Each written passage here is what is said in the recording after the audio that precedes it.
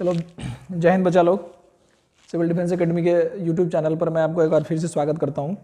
आज हम लोग कल हम लोगों ने सेट 1 का पार्ट 1 किया था 50 क्वेश्चंस, जिसमें आपको 20 जीके जीएस के थे, 10 कंप्यूटर थे और 20 मैथमेटिक्स के थे। उसी सेट का आज मैं सेकंड पार्ट करने जा रहा हूं, जिसमें 50 इंग्लिश के क्वेश्चन हैं। चूँकि ये 100 वाला OMR है, तो इसीलिए इसमें 50 पार्ट 1 में क्वेश्चंस मिलेंगे, 50 पार्ट 2 में क्वेश्चंस मिलेंगे, बिल्कुल सिलेबस के हिसाब से। फिर जब आपको हम 50 वाला सेट करवाएंगे तब उसमें आपको 25 इंग्लिश के मिलेंगे, 25 बाकी पार्ट 1 में मिलेंगे। अभी हम लोग 100 वाला कर रहे हैं। अभी टारगेट ये है कि आपको ज़्यादा से ज़्यादा क्वेश्चन प्रैक्टिस कराया जा सके, इसीलिए अभी 100 वाला OMR ही पहले हम करवा रहे हैं, 100 वाला टेस्ट पेपर ही पहले हम करवा रहे हैं। तो इसी में आज हम पार्ट 2 करने के लिए जा रहे हैं, इंग्लिश सेक्शन। इंग्लिश में भी आपको इंग्लिश वाले सर ग्रामर पोर्शन कराएंगे, हम आपको करवाएंगे केवल पैसेज। क्योंकि पैसेज के लिए थोड़ा सा जो इंग्लिश के टीचर हैं वो थोड़ा सा वृद्ध हैं, तो उनको एक्सप्लेन करने में, बोर्ड पर एक्सप्लेन करने में थोड़ा प्रॉब्लम है खड़े होकर के, तो इसीलिए पैसेज हमने ही कराने का सोचा है, हम आपको करा रहे हैं पैसेज। आज हम स्टार्ट करते हैं पैसेज नंबर 1। पैसेज ये है कि आप स्क्रीन पे पैसेज देखिए, when we talk of education. तो इसमें सबसे पहला टुकड़ा आप क्या करिए, पैसेज में जितने भी सेंटेंसेस हैं ना, सबको पार्ट्स बाय पार्ट्स पढ़िए। तो when we talk of education, इसका मतलब बताइए क्या होगा। तो व्हेन मतलब होता है जब, वी टॉक मतलब हम बात करते हैं, और एजुकेशन मतलब शिक्षा, ऑफ मतलब का। तो जब हम शिक्षा की बात करते हैं, जब हम शिक्षा की बात करते हैं, चलिए आगे बढ़ते हैं। इन आवर प्रेजेंट एज, इसका अगर हम सेकेंड पार्ट देखें तो इन आवर प्रेजेंट एज, तो इनका मतलब होता है में, our present age, our present का मतलब हो गया कि हमारे वर्तमान समय में। तो इसमें हम लिख सकते हैं हमारे वर्तमान समय में। अब अगर आप दोनों सेंटेंस को मर्ज करेंगे तो सेंटेंस बनेगा, जब हम शिक्षा की बात करते हैं हमारे वर्तमान समय में, मतलब जब हम अपने वर्तमान समय में, मतलब अभी अगर हम शिक्षा की बात करते हैं तो कॉमा लगा करके बोला गया है we think largely. We think largely का मतलब होता है हम सोचते हैं, हम सोचते हैं बड़े पैमाने पर, मतलब हम बड़े पैमाने पर सोचते हैं इन terms of schools and colleges, in terms of schools and colleges. In terms of का मतलब होता है संदर्भ में, स्कूल्स एंड कॉलेज का मतलब होता है विद्यालय और महाविद्यालय। अब आप सेंटेंस को ज्वाइंट करके इसका मीनिंग बताइए क्या होगा। When we talk of education in our present age, in our present age we think largely in terms of schools and colleges. ये आपका एक कंप्लीट सेंटेंस है, जिसका पूरा एग्जैक्ट मीनिंग ये हुआ कि जब हम शिक्षा की बात करते हैं हमारे वर्तमान समय में, मतलब जब हम अपने वर्तमान समय में शिक्षा की बात करते हैं तो हम ज्यादा से ज्यादा स्कूल्स और कॉलेजेस के संदर्भ में ही बहुत बड़े पैमाने पर सोचते हैं। बड़े पैमाने पर सोचने का यहाँ पे मतलब ये हुआ कि भाई अच्छे स्कूल का बच्चा है, हम लोगों का ऐसा मोनोपोली है, अच्छे स्कूल का अच्छा बच्चा है तो अच्छा ज्ञान मिला होगा उसको, वो उसका बाप बहुत पैसा वाला है तो उसका भरण पोषण अच्छे स्कूल से हो रहा है तो बहुत ही स्मार्ट बंदा होगा। हालांकि ये सब गलत फहमी है, इसको आगे हम इस पैसेज में पढ़ेंगे। पहला लाइन कंप्लीट हो गया। दूसरा लाइन है the man who is well to do, the man who is well to do। well to do का मतलब होता है सामर्थ्यवान, सामर्थ्यवान। the man का मतलब होता है व्यक्ति। who अगर सब्जेक्ट के साथ who लग जाए तो इसका मतलब क्या होता है, जो, मतलब व्यक्ति जो सामर्थ्यवान है, व्यक्ति जो सामर्थ्यवान है। spends money, स्पेंड्स मनी मतलब पैसा खर्च करता है, पैसा खर्च करता है।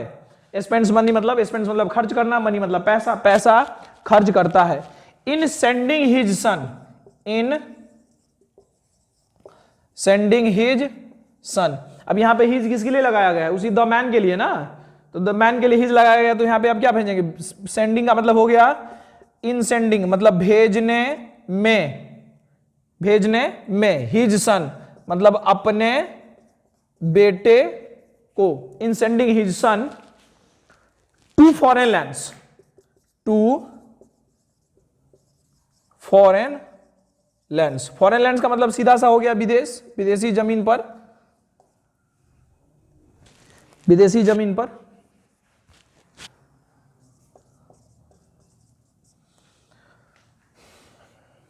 अब इसका सेंटेंस बनाइए complete. The man who is well to do spends money in sending his son to foreign lands. इसका हिंदी अगर आप बनाएंगे, व्यक्ति जो सामर्थ्यवान है वो पैसा खर्च करता है अपने बेटे को विदेश भेजने में। अब क्यों विदेश भेजता है, उसमें कॉमा लगाकर उसका सेकंड पार्ट है, जहां पे भी कॉमा हो, फुल स्टॉप हो, वहां पे सेकंड पार्ट बन जाया करता है।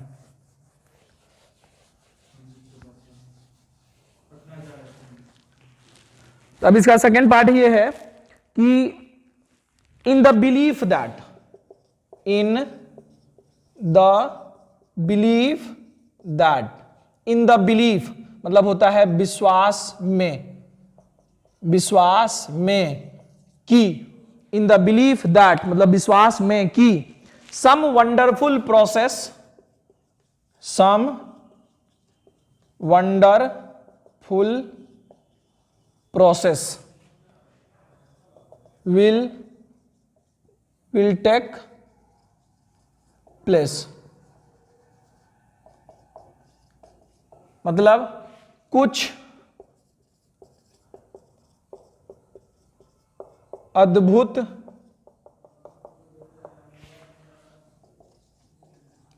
अद्भुत क्रियाएं वहां घटित होगी। अब इसको प्रॉपर तरीके से लिखिए, घटित होगी, घटित होगी। इन द बिलीफ दैट, इस विश्वास में कि some wonderful process will takes place, कि वहां पे कुछ अद्भुत क्रियाएं होगी। देयर ट्रांसफॉर्मिंग, देयर मतलब वहां,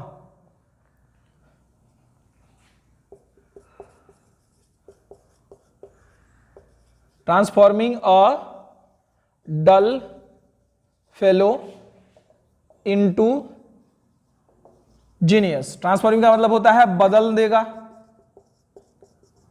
बदल देगा, और डल फेलो मतलब एक सुस्त या मूर्ख व्यक्ति को इनटू मतलब में, जीनियस में। जीनियस का मतलब तो आपको पता ही है, तेज तर्रार आदमी। अब इस सेंटेंस का पूरा मतलब समझिए। In the belief that some wonderful process will take place there, transforming a dull fellow into genius. इस विश्वास में कि वहां पे एक अद्भुत क्रियाएं होंगी, कुछ अद्भुत क्रियाएं घटित होगी, जिससे क्या होगा, उसका जो सुस्त या मूर्ख, जो गधा बच्चा है, गधा बेटा है, जिसको उसने विदेश भेजा है, वो वहां जीनियस बन जाएगा। हालांकि ऐसा है नहीं। येट द प्रोडक्ट्स ऑफ, अगला लाइन देखिए,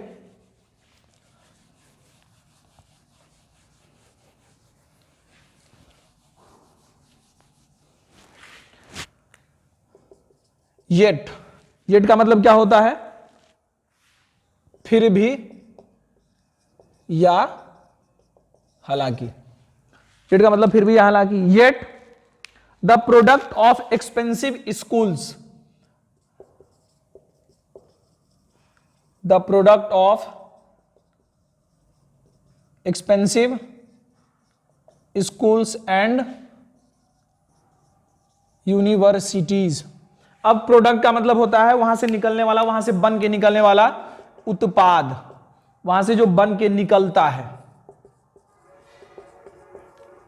बनकर निकलने वाला। तो कहां से बनकर निकलने वाला, तो एक्सपेंसिव स्कूल्स। एक्सपेंसिव स्कूल्स का मतलब होता है खर्चीला विद्यालय या महाविद्यालय या विश्वविद्यालय, जो भी आप कहिए।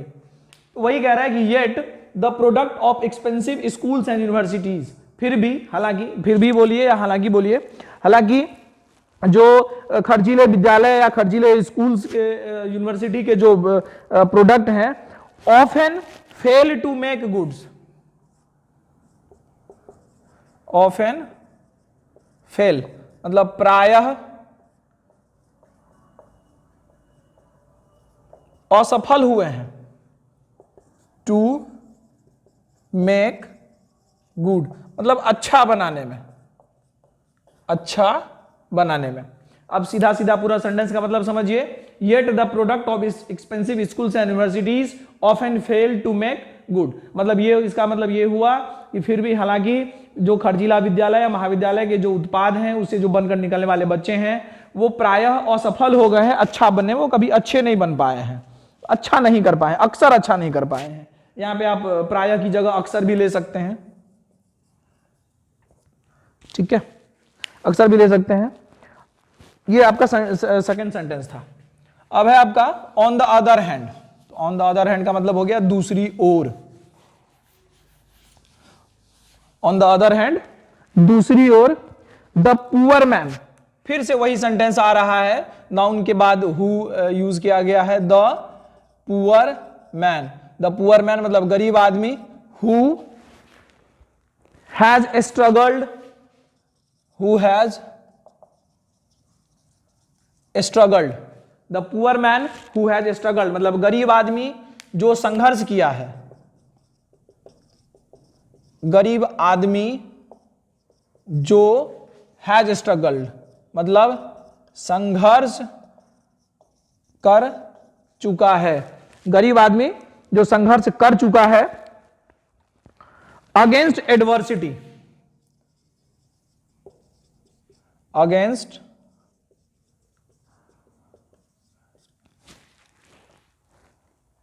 who has struggled against adversity, against adversity।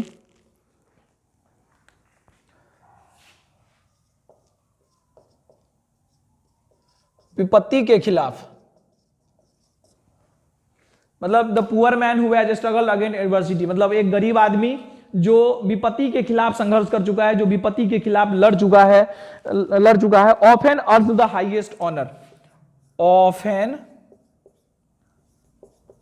earns the highest honor। often मतलब अक्सर, earns मतलब अर्जित करता है,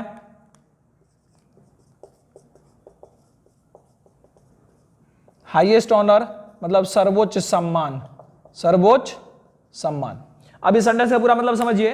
the poor man who has struggled against adversity often earns the highest honour.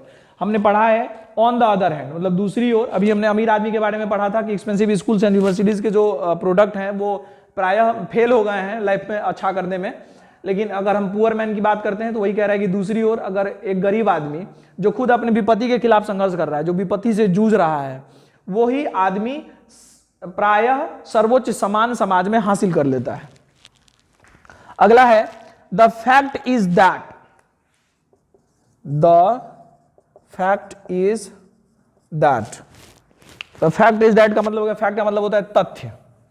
The fact is that मतलब तथ्य यह है कि, फैक्ट मतलब जानते हैं आप लोग, बहुत बोलचाल में भी हम लोग इस्तेमाल करते हैं। तथ्य यह है कि, तथ्य यह है कि, fact is that the true background of early education, true background of early education, true background of early education. Early education का मतलब हो गया शुरुआत में जो शिक्षा लिया जाता है, मतलब जो प्राथमिक विद्यालयों में आप लें या घर पे जो लें, प्रारंभिक शिक्षा। अब प्रारंभिक शिक्षा का मतलब पहले चैप्टर से नहीं है। प्रारंभिक शिक्षा का मतलब होता है कि बच्चों को जो बचपन में शिक्षा दिया जाता है, जो ज्ञान उसे सिखाया जाता है, जो संस्कार दिए जाते हैं, उसकी यहां पे बात हो रही है। तो क्वेश्चन है, टॉपिक है true background of early education. True background का मतलब पृष्ठभूमि,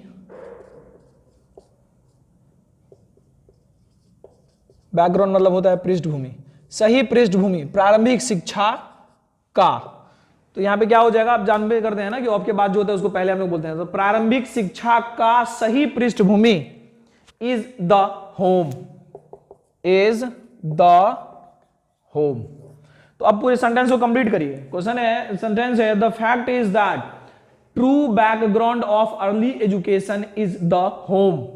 मतलब यह हो गया, तथ्य यह है कि प्रारंभिक शिक्षा का सही पृष्ठभूमि क्या है, घर है। प्रारंभिक शिक्षा का सही पृष्ठभूमि क्या है, घर है। अब अगला सेंटेंस पे आइए। द होम,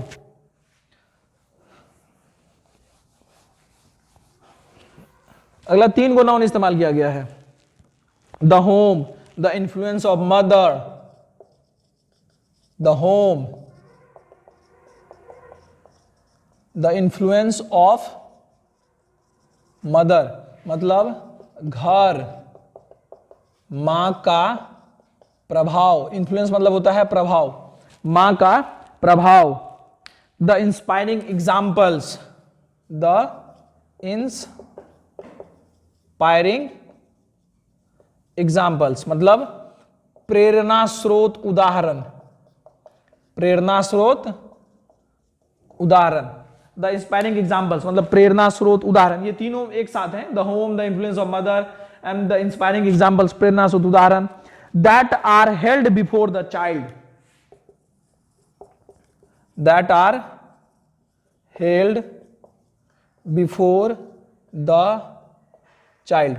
हेल्ड बिफोर का मतलब होता है उसको सुनाना, सामने रखना। चाइल्ड का मतलब हो गया बच्चे के। That are held before the child, जो। अब इसका पूरा सेंटेंस आप कंप्लीट करिए। The home, the influence of mother and the inspiring examples मतलब घर, मां का प्रभाव और प्रेरणा स्रोत उदाहरण जो बच्चों के सामने रखा जाता है, जो बच्चों को सुनाया जाता है, जो बच्चों को सिखाया जाता है। At an age, at an age एक उम्र में, एक उम्र में। while he is impressionable, while he is impressionable, while he is impressionable, while he is impressionable तो जब मतलब जब वह प्रभावशाली या आकर्षक होता है। इस पूरे सेंटेंस को कंप्लीट करिए। सेंटेंस है the home, the influence of mother, the inspiring examples that are held before the child at an age while he is impressionable. तो इसका पूरा मतलब क्या बनेगा? घर, मां का प्रभाव और प्रेरणा स्रोत उदाहरण। जैसे हम लोग छोटे थे, बच्चे थे, तो हम लोगों को स्वामी विवेकानंद का उदाहरण दिया जाता था, महात्मा गांधी का उदाहरण दिया जाता था, सुभाष चंद्र बोस का उदाहरण दिया जाता था। तो आज भी ऐसे ही है। अगर आप बच्चों को जो आप सिखाएंगे बचपन में, जिस प्रकार के उदाहरण आप उसके सामने रखेंगे, वो उसी प्रकार की चीजें, उसी प्रकार का संस्कार वो सीखेगा।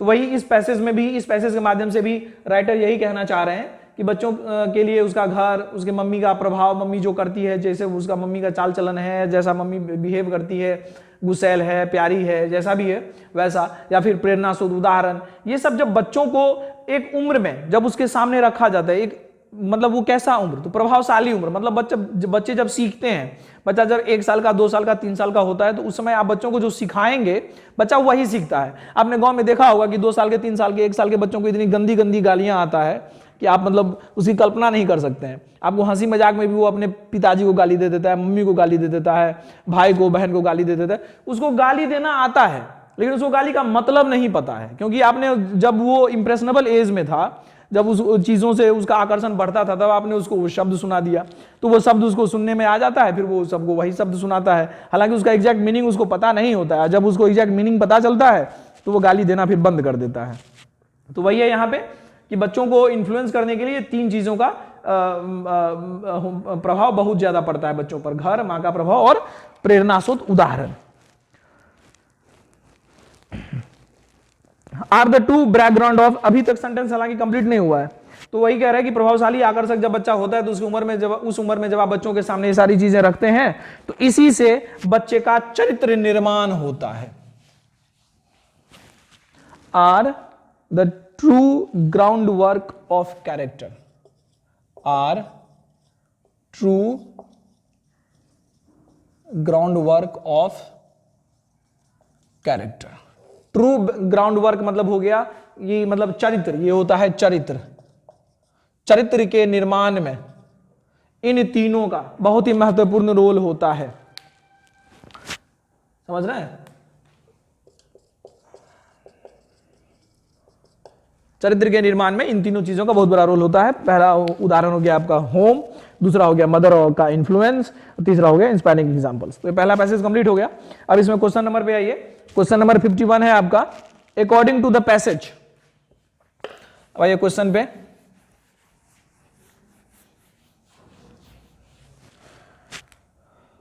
क्वेश्चन नंबर 51 है, according to the passage who help in our character building, who help इन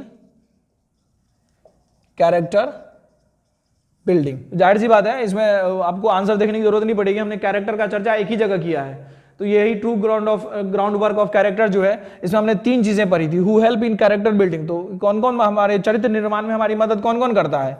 तो सबसे पहला है उदाहरण होम, दूसरा है मदर्स इन्फ्लुएंस, और तीसरा है इंस्पायरिंग एग्जाम्पल्स। इन तीनों में से अगर तीनों है तो तीनों से ही, कोई एगो है तो एगो पे मार दीजिए।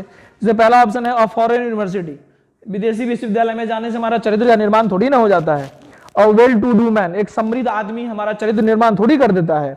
एग्जाम्पल्स दैट इंस्पायर, मतलब एक ऐसा उदाहरण जो हमें इंस्पायर करता है, जो हमें प्रेरणा देता है। तो जाहिर सी बात है इसका सी आंसर सही हो जाएगा। A man who has earned honour, एक आदमी जो सम्मान प्राप्त किया है। तो उससे चरित्र निर्माण का कोई संबंध नहीं भाई, चरित्र जब अच्छा बनेगा तब ना सम्मान हासिल करेगा। तो वही है कि क्वेश्चन था कि इस पैसेज के अनुसार कैरेक्टर बिल्डिंग में कौन हमारी मदद करता है, तो एग्जांपल्स दैट इंस्पायर। दूसरा है the proper background of early education is what, मतलब जो शुरुआती शिक्षा का, जो प्रारंभिक शिक्षा का जो प्रॉपर बैकग्राउंड है वो क्या है। तो हम लोगों ने पढ़ा है कि वो द होम है, पूरा सेंटेंस ही था। अब इसमें देख सकते हैं द फैक्ट इज दैट, आप इस पैसेज का चौथा लाइन देखिए, चौथा के राइट साइड में, द फैक्ट इज दैट, तथ्य ये है कि true background of early education is the home. तो इसका आंसर होम हो जाएगा। From the passage we get an impression, हम इस पैसेज से एक इंप्रेशन ये प्राप्त करते हैं that the highest honour is earned by, highest honour मतलब सर्वोच्च सम्मान। सर्वोच्च सम्मान कौन प्राप्त करता था? तो हमने इस पैसेज में आपको बताया था पढ़ाते हुए, एक गरीब आदमी जो खुद विपत्ति के खिलाफ संघर्ष करता है, वही आदमी सर्वोच्च सम्मान प्राप्त करता है। तो इसमें पहला ऑप्शन था the son of a prosperous man, तो बिल्कुल नहीं, मतलब एक अमीर आदमी का बेटा, तो बिल्कुल नहीं। सी ऑप्शन है अ man who has seen prosperity alone, एक आदमी जो अकेले समृद्ध होकर के दिखा दिया है बिना बाप दादा के संपत्ति के, उसको भी नहीं मिलता है। अ man who has struggled against adversity, एक आदमी जो विपत्ति के खिलाफ, जो अपने बुरे वक्त के खिलाफ खुद संघर्ष करके आगे बढ़ा है, उसी को सर्वोच्च सम्मान मिलता है। ये हमने पैसेज में पढ़ा है। अगला क्वेश्चन है 54, a well to do man sends his son to foreign lands, एक समृद्ध आदमी, a well to do man मतलब एक समृद्ध व्यक्ति, सेंड्स हिज सन अपने बेटे को भेजता है टू फॉरेन लैंड्स मतलब विदेशी जमीन पर। तो क्यों भेजता है? हमने पढ़ा था कि वो इस भेजता है कि उसको ऐसा लगता है कि वहां पे कुछ ऐसा होगा, कुछ ऐसी प्रक्रिया होगी कि some wonderful process will takes place transforming his dull fellow into a genius. उसको ये लग रहा होगा कि हमारा जो गधा बच्चा है, जो बेवकूफ है, वो विदेशी जमीन पर जाएगा तो वहां पे कुछ ऐसी क्रियाएं होंगी, कुछ ऐसा घटित होगा जिससे उसका गधा बच्चा जो है या मूर्ख जो है वो जीनियस हो जाएगा। तो इसमें साफ साफ है क्वेश्चन में, ऑप्शन बी में, in the belief that his dull son will be transform into a genius. तो 54 का बी हो जाएगा। 55 का है द एक्सप्रेशन, इस पैसेज में एक तथ्य दिया हुआ है, the product of expensive schools, ये हमने आपको पढ़ाया है। एक्सपेंसिव मतलब खर्चीले, स्कूल मतलब विद्यालय, एंड यूनिवर्सिटीज मतलब विश्वविद्यालय। तो product of expensive schools and universities मतलब खर्चीले विद्यालय और खर्चीले महाविद्यालय के जो प्रोडक्ट हैं, जो उत्पाद हैं, मतलब वहां से जो बनकर निकलते हैं, often fail to make goods मतलब वो प्रायः अच्छा मार्क बनाने में, लाइफ में अच्छा मार्क बनाने में फेल हो जाते हैं। मीन्स इसका मतलब क्या है? तो इसके मतलब में चार मतलब दिया हुआ है। पहला मतलब है they fail to make a mark in life, मतलब वो जिंदगी में एक निशान बनाने में फेल, असफल हो जाते हैं। निशान मतलब कोई ऐसा वैसा निशान नहीं, निशान मतलब एक पहचान। They fail to earn proper living मतलब वो सही तरीके से जिंदगी जीने के लिए जो उनको चाहिए उसको वो उपार्जन नहीं कर पाते हैं। दे फेल टू बिकम इंटेलिजेंट, वो तेज होने में असफल हो जाते हैं। They do not earn good reputation, वो अच्छी मान मर्यादा, अच्छा प्रतिष्ठा वो हासिल नहीं करते हैं। तो इन चारों में इस पैसेज का, इस लाइन का मतलब सीधा सीधा सा ये था कि वो लोग खर्चीले स्कूल और कॉलेज से निकलने वाले जो बच्चे होते हैं वो लाइफ में प्रायः ऐसा देखा गया है, हर कोई नहीं, प्रायः ऐसा देखा गया है कि वो लाइफ में अच्छा पहचान बनाने में फेल हो जाते हैं। ये आपका पहला पैसेज के टोटल 5 क्वेश्चंस था। अब हम आते हैं दूसरे पैसेज पे। दूसरा पैसेज है the importance of early detection, the importance of early detection of tuberculosis, the importance of early detection of tuberculosis. अब बताइए, इंपॉर्टेंस का मतलब होता है महत्व, अर्ली डिटेक्शन का मतलब होता है शुरुआती पता या जल्दी पता लग जाना।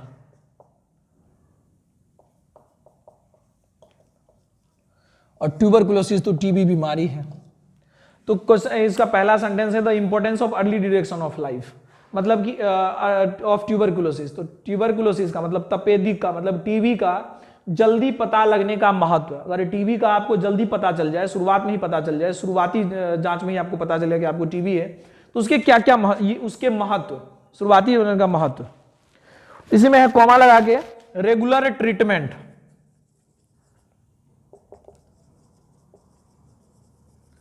रेगुलर ट्रीटमेंट का मतलब होता है नियमित इलाज। 3 चीजें हैं, इसमें कॉमा लगा दिया गया है, यहां पे कॉमा के बाद है ये। Importance of early detection of tuberculosis मतलब टीबी का शुरुआती जांच, शुरुआत में ही पता चल जाना। रेगुलर ट्रीटमेंट मतलब नियमित इलाज कराना। And nutritious food, and nutritious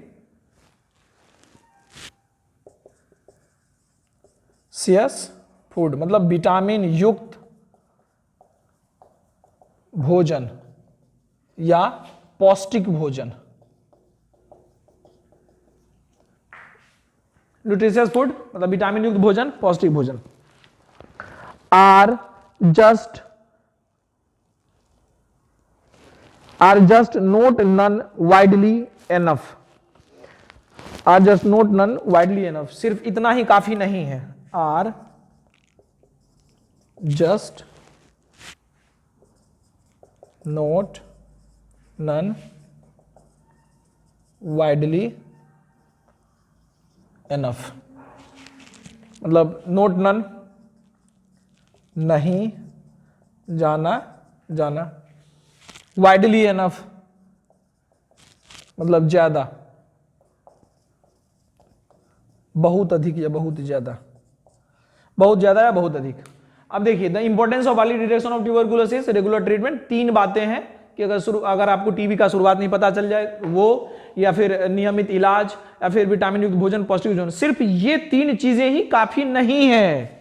ये तीन चीजें भी जरूरी है, लेकिन ये 3 चीजें ही काफी जरूरी नहीं है। Often TB victims discontinue, often मतलब प्रायः, अक्सर। अगला लाइन है ऑफेन, ऑफेन मतलब फिर से आइए, ऑफेन मतलब होता है प्रायः, ऑफेन मतलब प्रायः लिखिए या अक्सर लिखिए, अक्सर। टीबी विक्टिम्स मतलब होता है टीबी पीड़ित या रोगी, जिसको टीबी हो चुका है, जिसको कोई बीमारी हो जाए, कुछ हो जाए, उसको विक्टिम कहा जाता है, टीबी पीड़ित या रोगी। डिसकंटिन्यू द ट्रीटमेंट, अच्छा कंटिन्यू का मतलब क्या होता है, लगातार चलना, तो डिसकंटिन्यू मतलब रोक देना। डिसकंटिन्यू द ट्रीटमेंट मतलब इलाज रोक देते हैं, इलाज रोक देते हैं, इलाज रोक देते हैं। Often TB victims discontinue the treatment, प्रायः या अक्सर टीबी पीड़ित क्या करते हैं, इलाज रोक देते हैं। इलाज कैसे रोक देते हैं, तो सेंटेंस अभी कंप्लीट नहीं हुआ है। व्हेन, अगला है व्हेन मतलब जब, व्हेन द सिम्पटम्स डिसअपियर,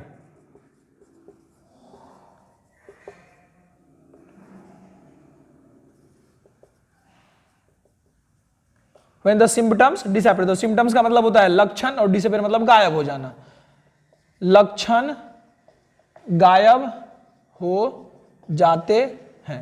अब इस पूरे सेंटेंस को पढ़िए। Often TB victims discontinue the treatment when symptoms disappear, मतलब टीबी पीड़ित जो लोग हैं वो अक्सर इलाज रोक देते हैं जब लक्षण, टीबी के लक्षण गायब हो जाते हैं। टीबी के लक्षण क्या सब है? वही खांसी होना, खांसी में खून आना, बलगम आना। विदाउट वेटिंग, विदाउट वेटिंग, बिना इंतजार किए,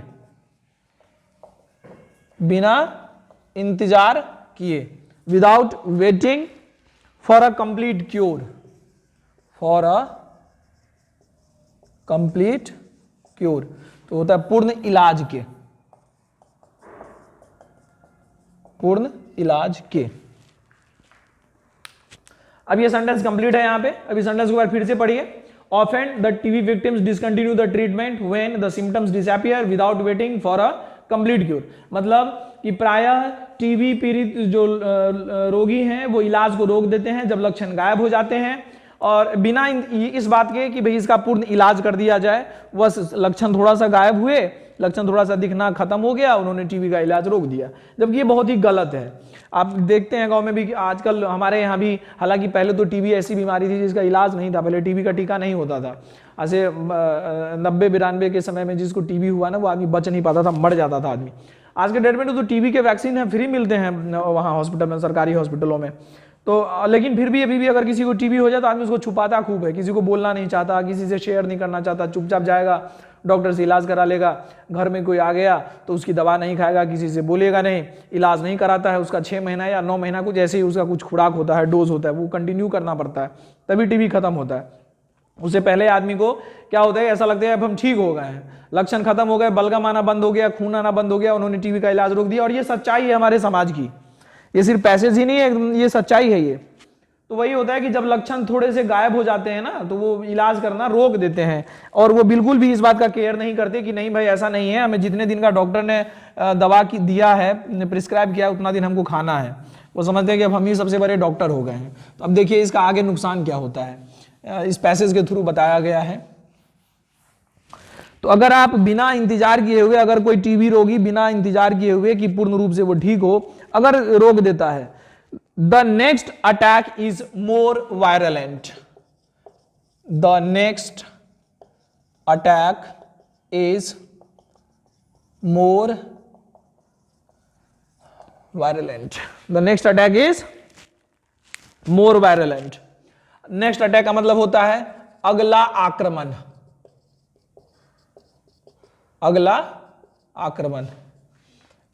मोर वायरलेंट मतलब ज्यादा, वायरस मतलब जानते हैं ना, वायरस मतलब होता है विष, विषाणु, तो वायरलेंट का मतलब होता है विषैला। अब जो नेक्स्ट अटैक होता है, अब नेक्स्ट अटैक किसका, किसी अड़ोसी पड़ोसी का नहीं, वो थोड़ी अटैक करने आएगा भाई। हम जानते हैं कि टीबी बैक्टीरिया से होता है, एक बार टीबी हुआ, बैक्टीरिया का ट्यूबरकुलोसिस बैक्टीरिया होता है, उसे हमें ट्यूबरकुलोसिस बीमारी हुई, हमने इलाज नहीं किया, तो जब इलाज नहीं किया तो दवा खाने से कुछ दिन के लिए जो बैक्टीरिया है वो मतलब पावरलेस हो जाता है। लेकिन जैसे ही आपने दवा रोक दिया बिना उसको पूर्ण रूप से खत्म किए हुए, तो थोड़ा सा इंतजार करने के बाद धीरे धीरे फिर से वो अपने आप को रिकवर के ज्यादा शक्तिशाली बनाता है और फिर आपके इम्यून सिस्टम पर अटैक करता है, आपके शरीर पर अटैक करता है। और अब जो वो अटैक करता है तो उसी के सेंस में कहा गया है, उसी का अगला आक्रमण क्या होता है, ज्यादा विषैला होता है, ज्यादा हानिकारक होता है। वायरलेंट फ्रॉम बैक्टीरिया, फ्रॉम बैक्टीरिया मतलब जीवाणु से, जीवाणु से, वही कह रहा है। The next attack is more violent from bacteria, मतलब जीवाणु के द्वारा जो अगला आक्रमण है वो ज्यादा विषैला होता है। विच हैव दस, विच हैव दस, जो अब हो चुका है, विच हैव दस, जो अब हो चुका है, drug resistant, become drug resistant. Drug मतलब होता है दवा और रेसिस्टेंट मतलब प्रतिरोधी। तो कौन दवा प्रतिरोधी हो चुका है, जीवाणु, मतलब दवा प्रतिरोधी हो चुका है। दबाव प्रतिरोधी का मतलब ये होगा कि जिसके ऊपर जो अब दबाव प्रतिरोधी हो चुका है, मतलब जिसके ऊपर अब कोई दवा का असर पड़ने वाला नहीं है। मतलब टीबी का जो आप दवा खाएंगे अब उस बैक्टीरिया के ऊपर उसका कोई असर नहीं पड़ेगा, क्योंकि अब जो अगला अटैक हुआ है उसमें जीवाणु इतना शक्तिशाली हो गया है, इतना विषैला हो गया है कि वो जीवाणु अब ड्रग रेसिस्टेंट हो गया है, उसके ऊपर दवा का कोई असर नहीं पड़ेगा, वो दवा प्रतिरोधी बन चुका है वो।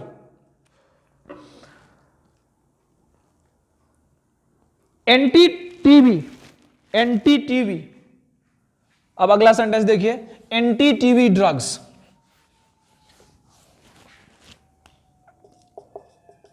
एंटी टीबी ड्रग्स मतलब टीबी रोधी दवाइयां। एंटी टीबी ड्रग्स का मतलब क्या हो गया? टीबी रोधी दवाइयां। एंटी टीबी ड्रग्स मतलब टीबी रोधी दवाइयां आर प्रोड्यूस्ड इन इंडिया। कितनी अच्छी बात है ये, are produced in India. Produce मतलब होता है बनाया जाता है, उत्पादन किया जाता है।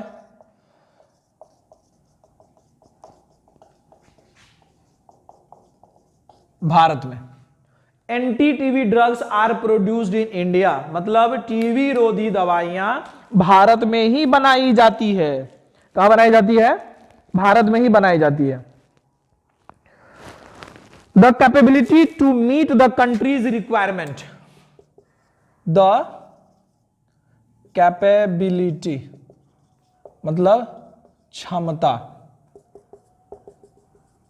टू मीट पूरा करने,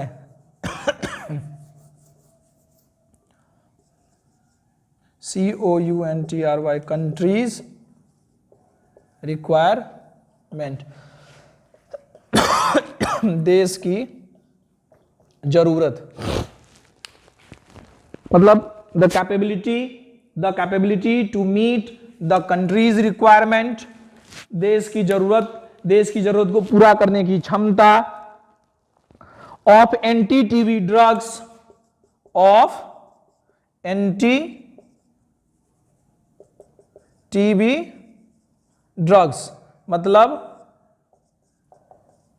टीबी प्रतिरोधी दवाई की, टीबी प्रतिरोधी दवाई की, ऑफ एंटी टीबी ड्रग्स मतलब टीबी प्रतिरोधी दवाई की, in full already exist, in full मतलब पूर्ण रूप में,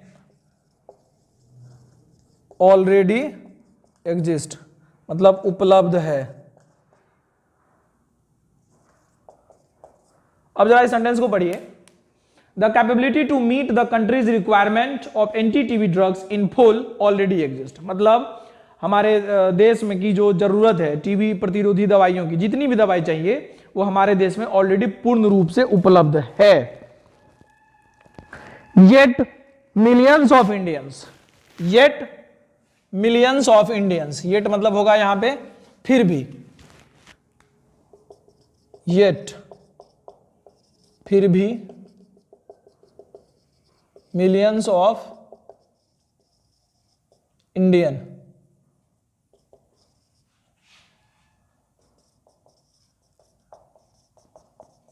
लाखों भारतीय, फिर भी लाखों भारतीय सफर from TB, suffer from TB मतलब टीबी से पीड़ित हैं, टीबी से पीड़ित हैं। Yet millions of Indian suffer from TB, हमारे देश में भाई पूरा का जितना दवा चाहिए ना, पूरा का पूरा मात्रा उपलब्ध है हमारे देश में, ऑलरेडी उपलब्ध है, फिर भी हमारे यहां लाखों लोग टीबी से पीड़ित होते हैं। And thousands of them, and thousands of them उनमें से हजारों, उनमें से हजारों, die every year, die every year मतलब मरते हैं, मरते हैं प्रत्येक साल। सेंटेंस को कंप्लीट करिए, yet the millions of Indians suffer from TB and thousands of them die every year फिर भी लाखों लोग, फिर भी क्यों लगाया गया? क्योंकि पहले कह रहा है ये तो प्रायश्चित के लिए लगाया जाता है, फिर भी कह रहा है कि हमारे देश में ऑलरेडी जितना भी देश की जरूरत है एंटी-टीबी ड्रग्स की, वो पूरा का पूरा ऑलरेडी एग्जिस्ट है। फिर भी हमारे यहाँ लाखों भारतीय टीबी से पीड़ित हैं और उनमें से हजारों की संख्या में प्रत्येक साल लोग टीबी से मर रहे हैं, मर जाते हैं।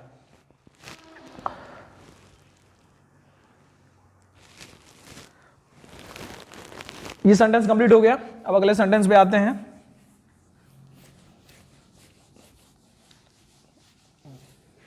अगला सेंटेंस है आपका वॉलेंट्री ऑर्गेनाइजेशंस।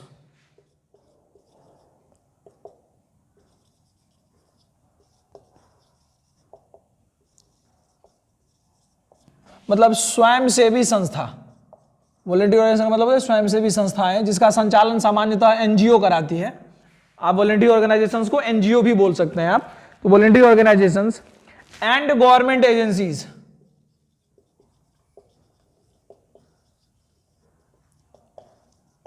और सरकारी एजेंसियां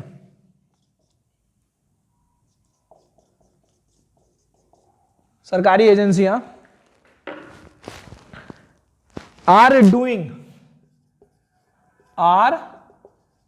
डूइंग मतलब कर रहे हैं कमेंडेबल वर्क, मतलब सराहनीय कार्य। अब इसका पूरा देखिए, voluntary organisations and government agencies are doing commendable work. स्वयंसेवी संस्थाएं और सरकारी एजेंसियां, बहुत सारी सरकारी एजेंसियां हैं, वो सराहनीय कार्य कर रही है। किस चीज के संबंध में? वही टीबी के संबंध में। But we have so far tackled, लेकिन वी हैव हमने किया है, वी हैव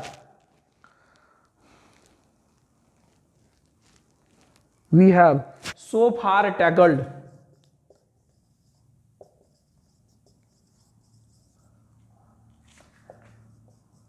जीता या विजय हासिल किया है। So far tackled only the fringe of the problem, only the fringe of the problem, मतलब समस्याओं का केवल किनारा। अब इस सेंटेंस को पढ़िए पूरा। Voluntary organisations and government agencies are doing commendable work. स्वयंसेवी संस्थाएं और सरकारी एजेंसियां बहुत ही सराहनीय कार्य कर रही है, लेकिन फिर भी हमने क्या किया है? हमने हासिल क्या किया है? हमने जीता क्या है? हमने दूर दूर तक ज्यादा से ज्यादा क्या जीता है? तो समस्याओं का केवल किनारा ही जीता है, मतलब बहुत कम ही हमने अभी तक उस पर जीत हासिल की है टीबी पे। अभी भी लाखों लोग मर रहे हैं, ठीक है ना। What is now needed? अब अगला है what is now needed. What is now needed? What is now needed? तो व्हाट इज नाउ नीडेड यहां पे हो जाएगा जिसकी अब जरूरत है, जिसकी अब जरूरत है। What is now needed is a nation wide determination, nation wide determination,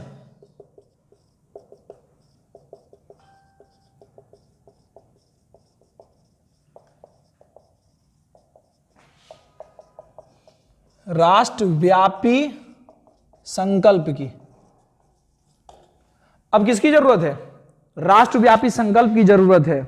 What is now needed is a nationwide determination to fight TB, to fight TB, मतलब टीबी से लड़ने के लिए, टीबी से लड़ने के लिए। अब देखिए what is now needed is a nationwide determination to fight TB। तो कहने का मतलब ये है कि सेंटेंस का ये मतलब है कि अब जिसकी जरूरत है ना वो है राष्ट्रव्यापी संकल्प की, मतलब पूरे देश के लोगों को सजग होकर के एक संकल्प लेना पड़ेगा कि हमको टीबी को हटाना है, उखाड़ फेंकना है। उसी प्रकार की एक राष्ट्रव्यापी संकल्प की हमको जरूरत है। इंडिया इरेडिकेटेड, अगला सेंटेंस है इंडिया इरेडिकेटेड,